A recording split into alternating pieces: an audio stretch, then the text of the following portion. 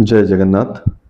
रज आम ओडिशार गोटे बहुत ही आम कल्चर दर्शाए। रज कौन कल्चर ओडिशार कल्चर कौन माँ भौणी the women of Odisha are respectable. एटा आम ओडिशा कल्चर दर्शाए जब आम सेलिब्रेट करूँ रज।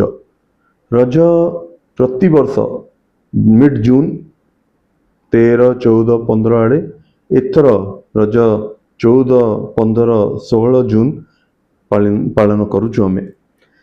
सो रजर मेन उद्देश्य कौन? रजर मेन उद्देश्य थिला कि अच्छी कि आम नारी शक्ति आम ओडिशा रो झियो आम ओडिशा रो माँ माटी तांका सम्मान कहीं आमे रजरे एटा एटा it is you know like we feel it is believed that a period रे ए 3 दिन माँ धरती माँ मेंस्ट्रुएट करती आउ तांको तांको सम्मान पाई ए 3 दिन चाषी माने माँ को जमा परेशान करते नहीं, चाष पूरा बंद कर दिया जाए।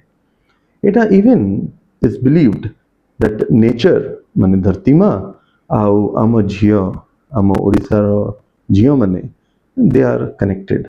सो झियोंकर प्यूबर्टी जो वुमेनहुड सेलिब्रेट करिया पई रज को सेलिब्रेट करा जाए। So this is a gist of the culture that we talk about।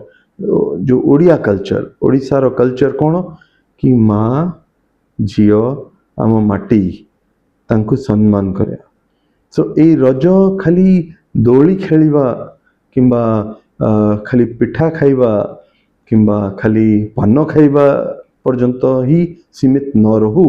मोर जदि मते मौका मिली माने प्रभु मते मौका देइचंती कि मु मो वार्ताटा ओडिशावासी पाखे पहुँचे पारिबी ताले एई रजरे शपथ नबा कि माँ झियो आमर भौणी माने आउ आम धरती माँ यांका सम्मान को आमे बजाई रखिबा।